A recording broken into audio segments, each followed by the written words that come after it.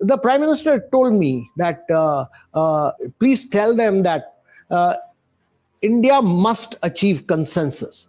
If G20 doesn't achieve consensus, the United Nations had already failed. The Security Council has already failed.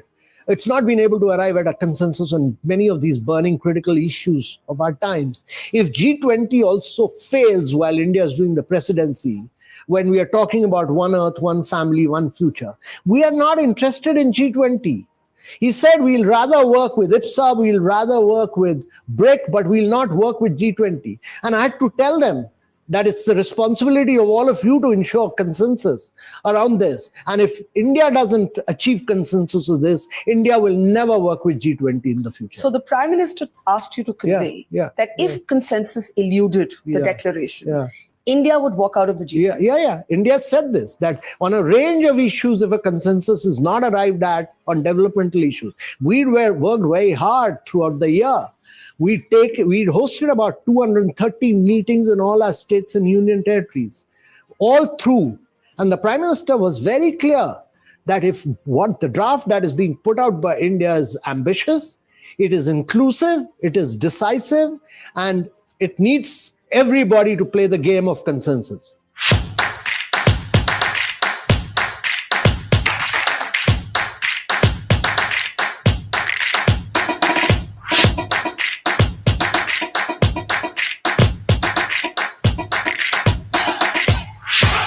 Amitabh Kant, your book offers a very, very rare insight perspective on how, at the highest levels of power, between multiple countries, seemingly intractable contradictions, India negotiates a deal and closes what we know as the New Delhi Declaration, the G20 agreement. It is a riveting read. And before we get right into it, what was your toughest moment when you look back, when you thought, oh my God, this isn't going to happen, this is going to fail? And I know right up until 1 hour before the leaders were going to convene, you met with the Prime Minister and he set the bottom line, he drew the red lines. What do you remember as your most nervous moment? I think the most critical moment was a couple of hours before that, in the night, because we had done on that one para of Russia-Ukraine, we'd already done about 300 hours of negotiation. On one paragraph? Yeah. We'd done about 250 bilateral meetings. 16 drafts had already failed. So we were now working on the 17th draft. We had taken everybody 70 miles away from Delhi in a place called Noo. And we not allowed media to get in. We said that no mobile will be allowed during discussions. So when discussions were being held, because of the fear that any leakage anywhere would lead to subversion of the text. And therefore, we kept every draft failing. We used to come out with a new draft within about 30 minutes of it, a new draft, and get back to work. And the challenge was that at that 17th round, late at about 2 o'clock in the night, and the leaders had already come in, the meeting was to start next day morning.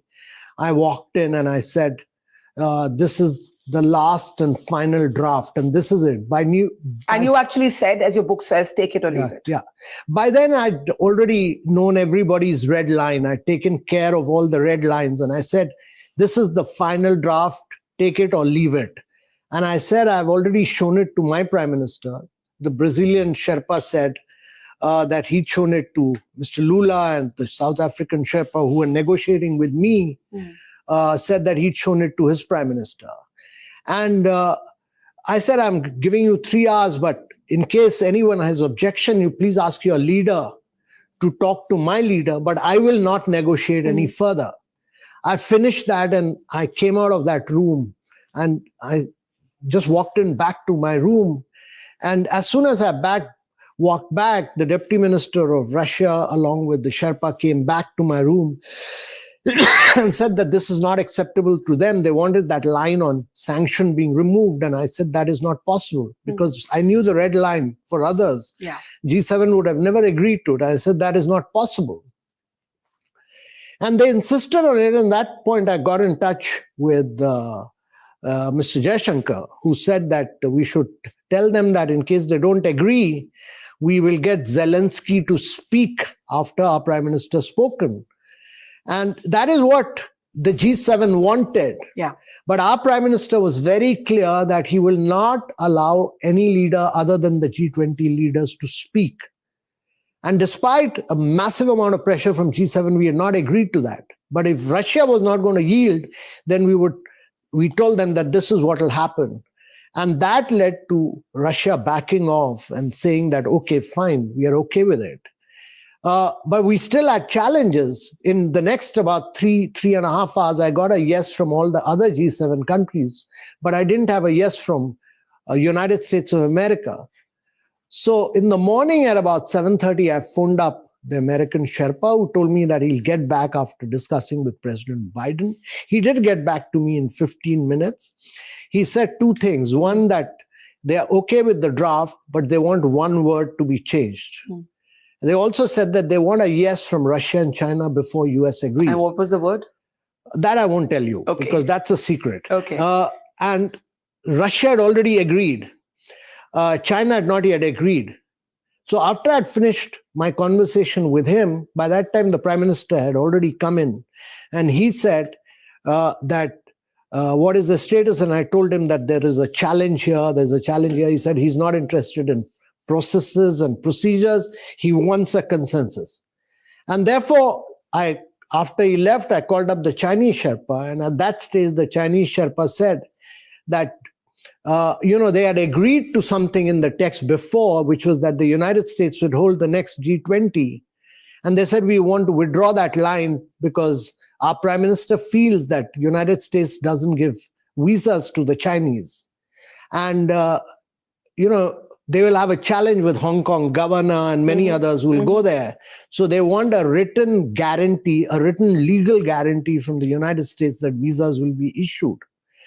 And so we started between the Chinese Sherpa, the meeting started in the main hall.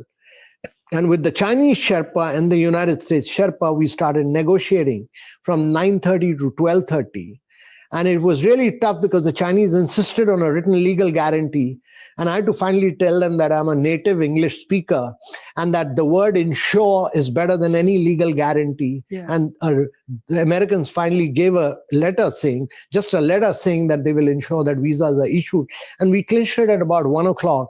And then the Prime Minister announced that we had an agreement at about 1:30. So that we had a whole lot of international media who had already prepared their stories saying that India's failed to achieve consensus, and many Indian journalists as well.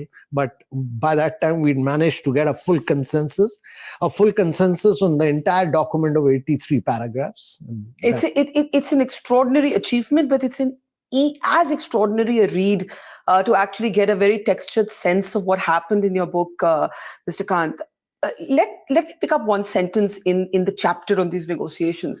You describe India as being stuck between what you call an immovable object and an unstoppable force.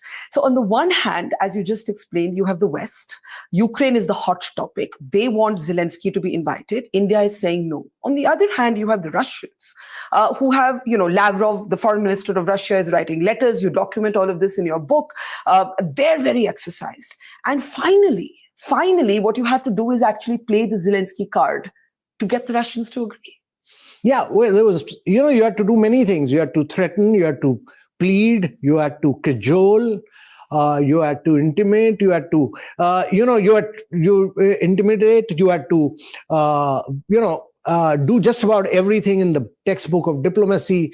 But we managed, to just about bring, the challenge was really about working with the global South, getting them together on your side. So once you had the global South, you were, about 12 countries together with you. And that, to my mind, is the biggest challenge about whenever you are doing international negotiations, whatever the subject, whether it's climate or G20 or whatever, get your partners together, because you're also not merely the global South, you also have G7, which has a contrarian position on some of these issues. And then you have Russia and China. But once you're a block of 12, it's a formidable block. And, the good thing was that I was discussing with the Global South morning, afternoon, evening. So they knew exactly where we were going, and they were working as a team. And that really helped me. So once you're a big block, then getting the G7 on your side becomes far more easier. You can negotiate from a position of strength. And once you've got them, then you can negotiate with others as well. Now, we had a lot of challenges with China, for instance. China throughout the whole year was not accepting many of our ambitions. They were not even accepting Vasudhaiva Kutumbakam. They were not accepting women-led development. They were not accepting life. They were not accepting the concept of millets, many other things. But towards the end, we had to build up very good personal equations with their entire team, and we were able to get them around to agree as to why Vasudhaiva Kutumbakam was very important for us. Why were they objecting to that? Oh, the Chinese work around terminologies. They have their own terminologies, and they wanted to replace our terminologies by their terminologies. And that was not feasible for us. We said it's our presidency. And for us, women-led development was important. Now, women-led development was also being opposed by several other countries as well, because the United Nations terminology is women empowerment. Yeah. We had gone much beyond that and said women-led. Women-led. And that for many other countries like Turkey or Saudi Arabia, etc., was just not acceptable. So it took us quite a lot of hard work. It took us almost 6 months of hard work to make them move forward on some of these issues. Let's pick up some of them one by one. The Americans at one point say to you, there are, quote unquote, I'm quoting from your book, Russian poison pills in some of this language. Now, when the US comes and says something like this, how do you handle it? You handle it with getting back to them on the points which are not acceptable to them. Yeah. You discuss with them, you tell them why this is necessary and that this is a multilateral forum. The important thing about multilateral forums is that you need a consensus. Yeah. Even if one country opposes it, then it's not a consensus, not an acceptable document. That's the challenging part of it. And therefore, to get a consensus from everyone is the key challenge. So if somebody says there are Russian poison pills, you analyze, you examine, you say, what are the issues? And then you get back to the Americans, say that, the important thing is to do relentless hard work, because you should know what stand different countries have taken at different point of negotiations in different places. Yeah. So we had looked at all negotiating stands taken by different countries at different points of time in the last decade or so. And we knew the exact lines, the exact wordings that had been used. And we said, no, it's, on the two issues, yes, we did get back to Russia. But on others, we said, no, this has already been accepted in other documents. So we could argue it out with others because of a methodical, systematic work and by a team which had done relentless hard work. Would you say the Russia-Ukraine single graph was the toughest nut to crack? I think the climate was. It was tougher than Russia? The climate was very tough. Take us through that. Yeah. So the climate was very tough because within the global south, you had Saudi Arabia, which is a fossil-based economy. They were not willing to move forward on either, on the climate goals. So there were two different ambitions. There was an ambition of moving towards 1.5 degrees centigrade from the western part of the world. There was ambition of a different kind of getting more finance from a world which had actually done all the emissions in the world, which was the G7 countries. They wanted ambition without committing to finance, and the global south wanted finance without moving towards greater goals. And Saudi Arabia didn't want to touch the word fossil fuel at all. So bringing everybody around on both ambition, on achieving more ambition on climate goals, and bringing in more ambition on finance was the critical task. That was the critical task getting. And this document really spoke the language of the global south. Right. This spoke the language of the global south in terms of ambition of more finance, in terms of specifying that you need 5.8 to 5.9 trillion by the end of 2030, that you need about 3.5 to 4 trillions per year, which was a recommendation of Larry Summers and N.K. Singh report, and then handling Saudi Arabia. So Saudi Arabia was handled right till the end, till the last moments. We had to get Saudi Arabia around, and that was very complex. To come back though to the geopolitics, Yeah.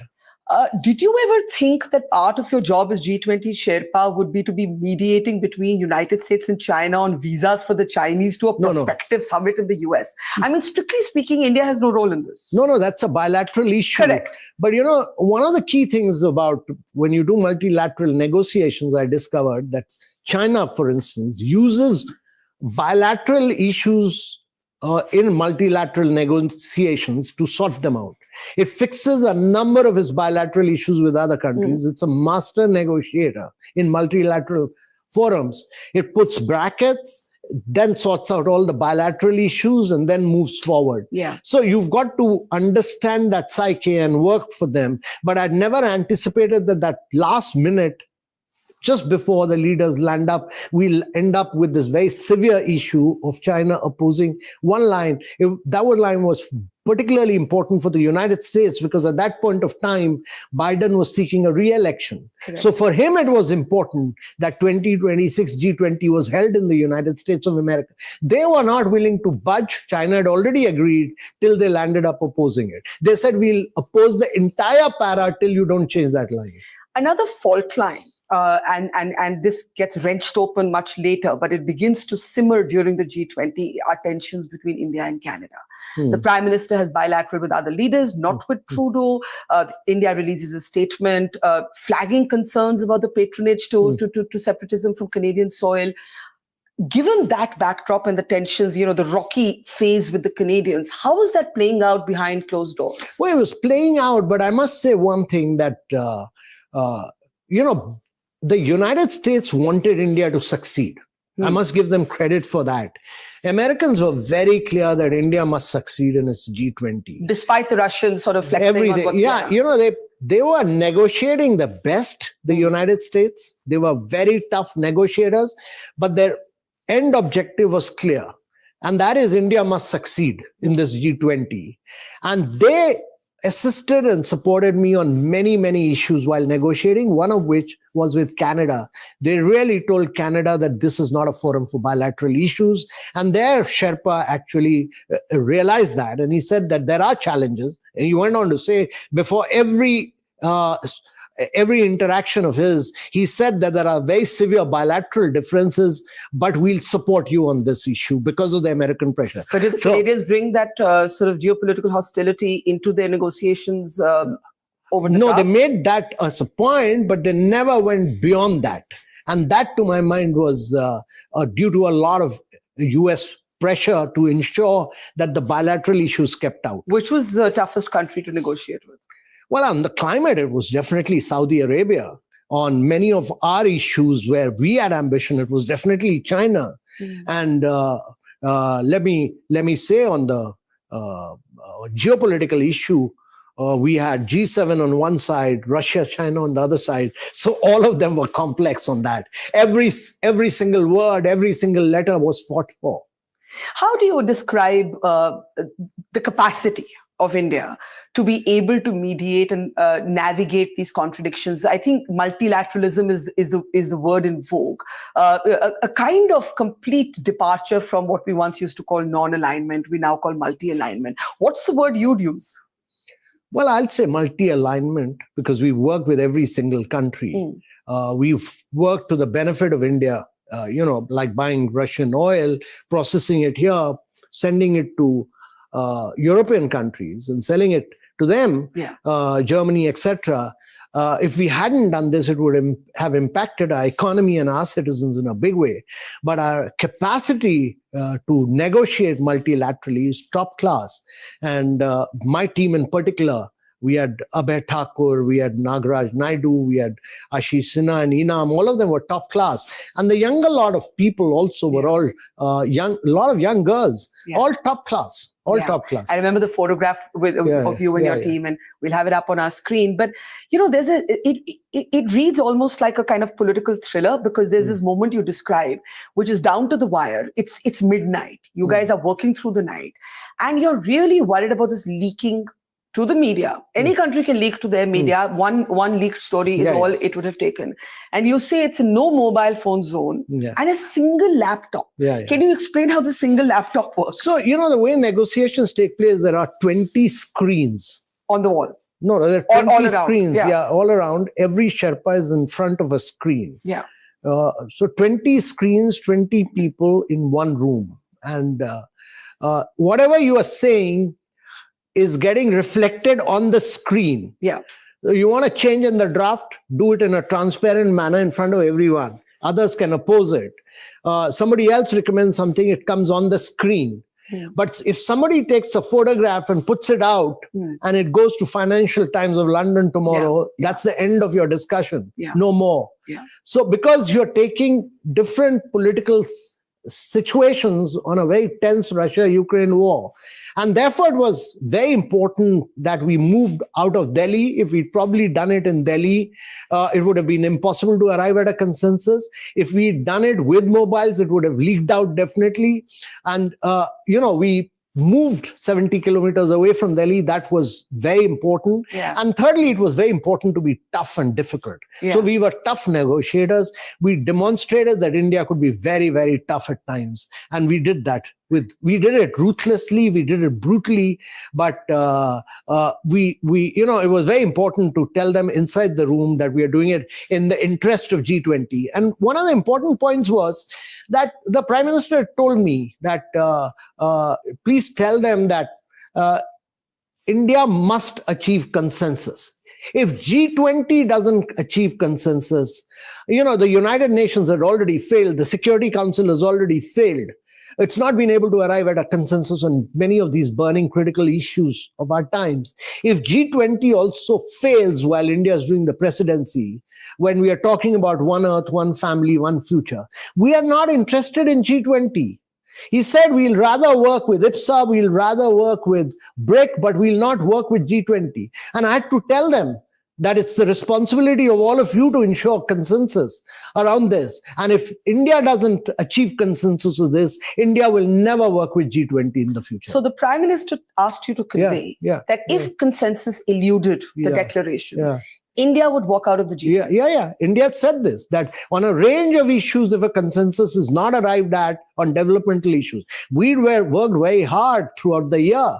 We'd hosted about 230 meetings in all our states and union territories, all through.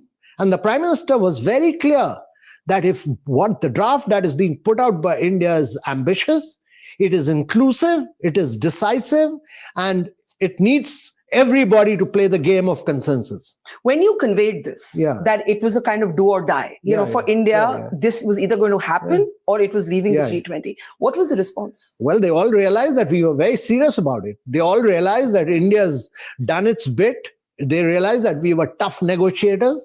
That they realized that we've been absolute professional negotiators. And without professionalism, this would have never worked.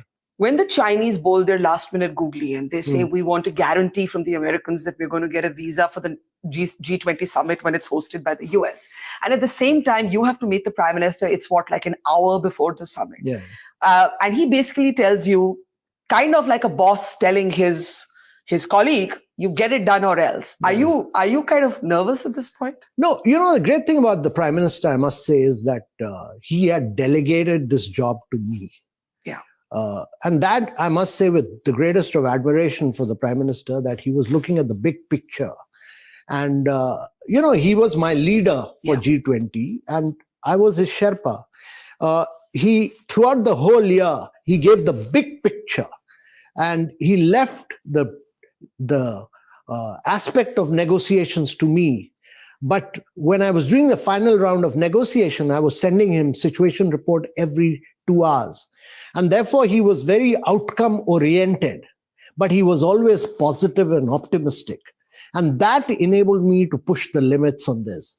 And because I thought that he had full faith in me, I could push the limit as much as possible. And that was born out of this optimism that I could take extreme risks. And, he allowed me to be bold. He allowed me to be risky. And that's something which I learned from him. What was the toughest word to reach an agreement on in the declaration? Well, I think it was, for the planet, people, and prosperity, which is the title which we used for the Russia-Ukraine crisis. Yeah. To get everybody around to say that we are working for the planet and for the citizens of the world and for prosperity of the world. That we had to clinch that. And, we had to finally get everybody to say that today's era is not an era of war. I was just going to ask, that is something that the Prime Minister conveyed to Vladimir Putin, and to get the Russians to agree for that idea to be reinforced. Yeah, and very strongly reinforced. How tough was that? I was there at Bali for the Russia-Ukraine crisis, and the Bali's negotiation was divided. Yeah. Because that particular para didn't hold. It said that the G7 feels this way, the emerging markets feel this way, Russia feels this way, China feels this way. So it was a language which was split language. It didn't hold. The 2 months later, when we had our first finance track meeting, it broke down. And then throughout every ministerial, we had a challenge. So the last final round was the one where we had to clinch it. Otherwise, we would have failed all through. And therefore, the last para, we put all our strength into the drafting of that para and negotiating that. What do you think swung the Russians in the end? I think what swung them was the faith in the Prime Minister that he was being fair, he was being just. He'd built up a very good relationship with with Mr. Putin, with Putin, and Mr. Jaishankar had a good relationship with Lavrov. I had a good relationship with their Sherpa. So at all levels, they knew that we will be fair, we will be just. And, we were, everything that we were negotiating with the Russians, we were sharing with the Americans as well. We were conveying to them that this is the position. Well, we were trying to be absolutely fair and just. We were working in the interest of G20. We were definitely working in the interest of India. And we were very faithfully saying that these are the positions and we have to find the matching ground for it. You describe how every team had an obvious good cop, bad cop. Yeah. Were you the good cop of our team? At times I was a bad cop, others were good cops, but at times I was the good cop and, others were bad cops. Yeah. So everybody at different times, we were taking different positions. But without that, it won't work. You have to be tough and ruthless at times, but you have to be very friendly and very, you have to build coalitions, you have to build partnerships. I became very, very friendly with the Chinese Sherpa, for instance. I was, if I wasn't so close to him, my joint secretary Ashish wasn't so close to them, we would have found it very difficult. Nag was very tough with the French Sherpa at point of time. But at one point, the French walk out. He walked out, and I had to plead with him. But he was very convinced about the nuclear doctrine, which he was talking about. Yeah. And that was not acceptable to many members of the G7 also. Yeah. But he was he's a very, very passionate negotiator. To his credit, he's a very, very convinced negotiator. And we had to get him on board on our side. He's the NSA of France, so we had to get him on board. We did that. Let me ask you in the end, you've worn so many hats in your life. You've been a senior bureaucrat, you've led Niti Aayog, now you've been the G20 Sherpa. What did this negotiation teach you that you hadn't learned in all your other decades of experience? One is I learned that you have to be very calm. When a storm... Can't lose your nerve. Yeah. When a storm is brewing, you have to remain calm. And the second thing I learned is that you can negotiate for 24 hours non-stop, but take out 30 minutes to do some exercise. Really? Yeah. You managed that in the middle of this? I managed it. You're kidding me. 30 minutes you have to take out for yourself to do exercise, meditate, do yoga, whatever you want to do. We did non-stop negotiations for 11 days, but every single day I took out 30 minutes to do some meditation or yoga or whatever. That kind of keeps you going, and it's important to do that. That's incredible. I think none of us have any excuses for not doing our daily exercise after that. How India scaled Mount G20, the inside story of the G20 presidency. Thank you, Mr. Kant. Thank you. Pleasure. Thank you. Thank you.